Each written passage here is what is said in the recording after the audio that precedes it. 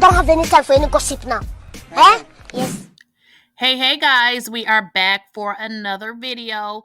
Before we get into this video, I do need you to make sure you are liking this video, sharing this video, and also make sure you guys are subscribed to my channel because I know you are watching the video, so you may as well subscribe. And as always, let me know what y'all think in the comments. Well, y'all, I got some juicy information because y'all know I be lurking, right? Okay.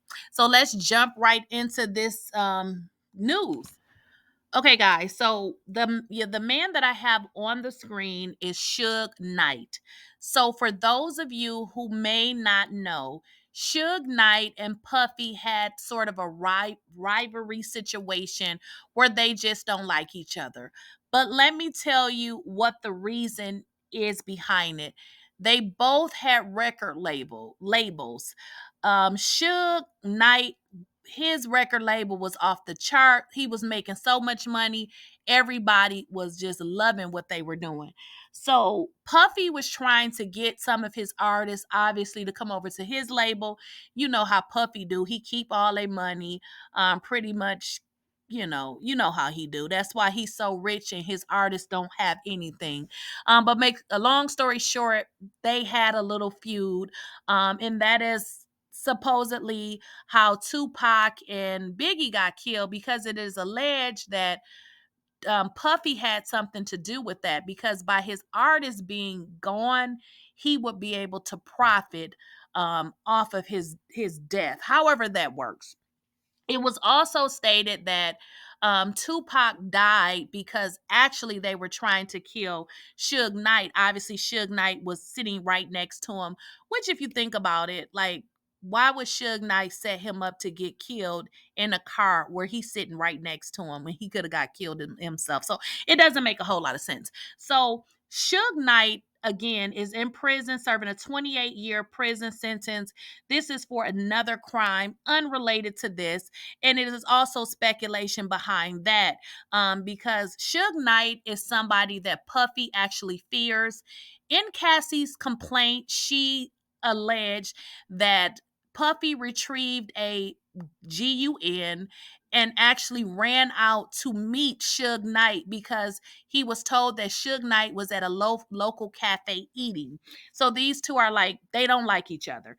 But anyways, what I'm saying is Suge Knight is now doing a podcast in jail, and he is actually speaking on everything. So interestingly, he started speaking on the situation with Cassie and Diddy, and also spoke about Kid Cudi. So what I want you guys to do is um, we're going to listen to the podcast, not the entire podcast, but just specifically the part where he spoke about Diddy and Cassie, and then it was another young lady that was involved, and then he spoke about Kid Cudi. If you guys recall, in Cassie's complaint, she stated that her and Diddy were in a relationship. However, he did force her to do, those things, sex trafficking. But she also stated that, he also was in a relationship with Kimporter, in which they were kind of on and off. So she stated in, this time that she was dealing with Kid Cudi, they were in an off situation. But of course, she stated that Puffy wanted to maintain control, blew up his car, amongst other things. So let's get into this audio, guys, and we'll come back for our commentary piece. Hip-hop mogul Sean Diddy Combs has been accused of beating and sexually assaulting his ex-girlfriend and singer, Cassie. I mean, you got to be able to do that type of to a woman and other women, but it's not new. It's not like it's new news. Shit. Same time he beat the shit out of motherfucking, what's a little girl named Cassie or whatever. He had an assistant by the name of Capricorn. He felt Capricorn, Cap was keeping this shit on the low about if she was messing with Cudi or not. Puffy beat the shit out that bitch. Not only did he beat the shit out of her, it was an Interscope person. The Interscope check that paid her to settle, but he wouldn't go to jail. You've heard of the golden rule, haven't you? Whoever has the gold makes the rules. Now, there's a time where they said they're not going to put out records where people cuss and degrade women. Trey even did a thing on MTV and interview and says, I would never cuss on a record. I would never call a woman a bitch. I would never say these type of things again. And I'm going to do only records without cussing. That's why they said they couldn't distribute Death Row, because my artists cursed too much. So they put out an album called Aftermath. First song was Who Been There, Who Done It, It flopped. But even the people who wrote all these songs never get paid. But then, or a mother who's a bitch beater, they can do the Super Bowl and get an award. Puffy can beat the shit out of two bitches and they pay for it. And he get an award. And for his having somebody, have male prostitute fucking your bitch, that's some weirdo shit. But this not nothing new. Everybody knows that Puffy did the fucking Gus ran into the longest. That's not like it's new news. Why you think him and Russell was friends? Not that I want to see Puffy go to prison or anybody else. I still feel that way. But at the end of the day, he'd never get charged or go to prison. I mean, he made too much money for the people that he basically worked for or have a business for. And when you look at it, he got lawyers, and her lawyers are smart also. They left something in, but they didn't go all the way. They basically went like, okay, they ain't gonna say he was participating with the male prostitutes also, because they gotta make it like she was a part of it. And then they weren't gonna say he was, because they gotta leave something out and get them to settle for that $30 million. And they had those side meetings like, shit. We didn't say. Okay, guys, so this is actually Suge Knight. He does a podcast from jail in which he calls in, obviously, and he's recorded, and the content is produced on a podcast that he receives credit as a co-host. So let's just run down what he said. He said a lot.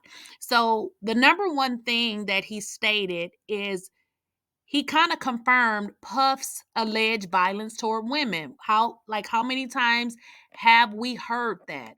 And by Suge Knight basically confirming it, I don't know if it makes it more believable, because we already knew this, and it is what it is, right?